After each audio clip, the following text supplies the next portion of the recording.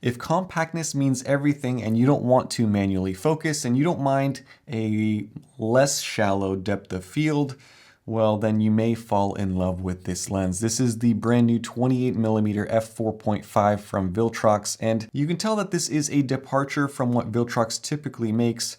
They want this to seem fun and funky and interesting and different. It's kind of like your uncle that you see every 3 years and always tells you the craziest stories at family reunions.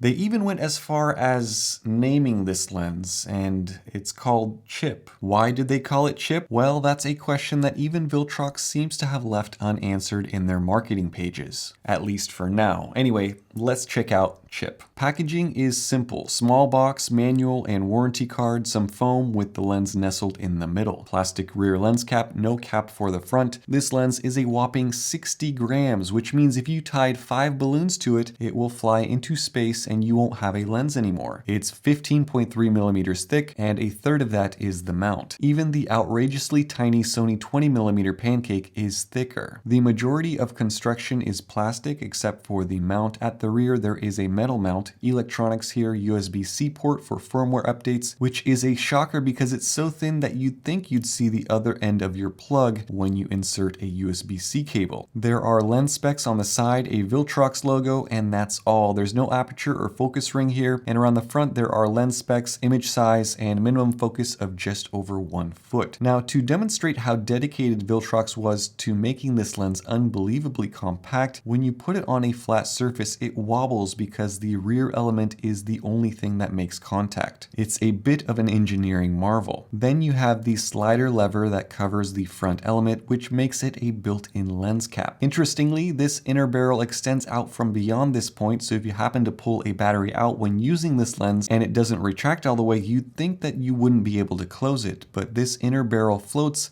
and even if it's sticking out, as soon as you move the lens cover, it pulls the barrel back in. Mounted on my A7C, this is about as compact a camera setup as you can get. It's classic looking in a way, and the little bit of silver is a nice complement to the silver body of the camera. And again, this is the absolute smallest Viltrox lens that they've ever made. It's probably smaller than about 99% of lenses out there. And the question that you might have now is, well, how does it look optically? Well, here it is, mounted on my A7C. No picture profiles, no editing, all straight out of camera, JPEGs.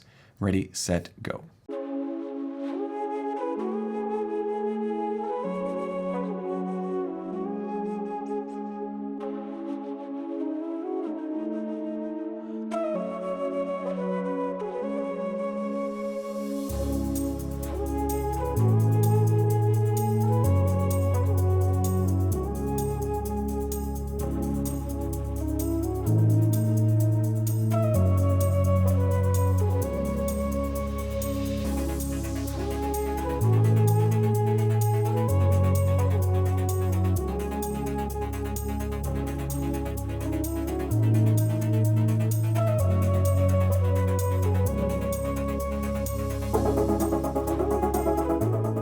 So this is a mixture of sharpness and character, and while it may not be for a lot of people, I can see a lot of people enjoying what they can get out of this lens. In terms of sharpness, it's good in the center, less good in the very corners. The very edges are darker, so there is some vignetting, and you can tell the image is softer in the very corners of the frame along with the sides of the frame. But lines are straight, so barrel distortion is well controlled. I did a quick comparison with the Sony 20mm f2.8 pancake on my a6700 versus this Viltrox 28mm on my a7C, and don't pay attention to the colors as I had daylight white balance on the a6700. Now, in terms of sharpness, this Viltrox in the center looks just a hair better, and surprisingly in the corners and the edges, it does look a touch better. The very corners do look darker and softer, but overall, it's a sharp lens. Colors aren't punchy, but they do look natural for the most part. There is some chromatic aberration on out-of-focus backgrounds, but being that these shots are at f4.5, there's not a lot of chromatic aberration overall, and this is a fixed aperture lens, so you can't stop it down. It's f4.5 or before it's off. So if you need to shoot something at f16, you won't be able to do that here. Bokeh is tough to judge. There isn't a lot of it unless you get very close to your subject, but in a few examples, I thought that this slight out of focus look turned out quite nicely. It doesn't look like a GoPro where everything is in focus. There is some depth. A huge aspect of this lens is the flare combined with those 8-bladed sun stars. It is something that I haven't seen in a lens before, at least not to this extent. On a bright light source, you almost can't avoid it, whereas on lesser sources, the flare does get a little less distinct, with more rays emanating from a central point. This flaring does affect contrast levels negatively. It is a unique aspect of this lens that will undoubtedly appeal to some and not to others. In terms of autofocus, this is not lightning quick. They didn't put some sort of linear motor inside of this thing,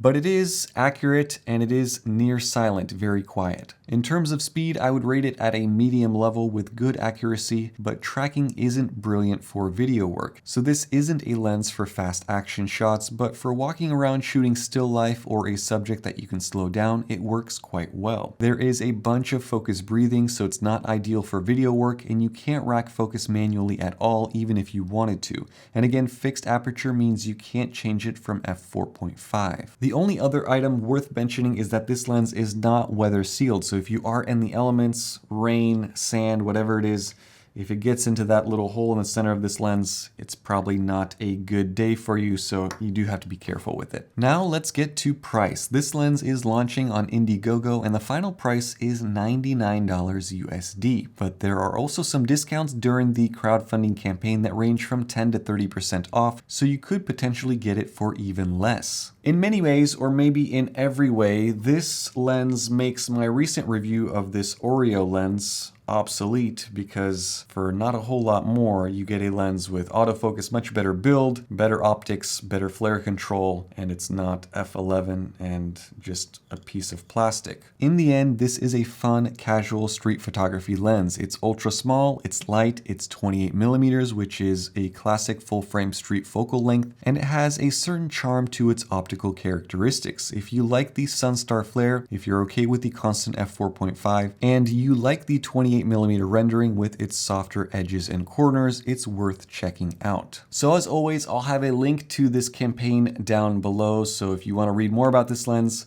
or check it out or buy your own chip, then take advantage of that down in the description and in the comments. Let me know what you guys think down in the comment section, and thank you guys so much for watching. Stay tuned for more and have a nice day. Bye-bye.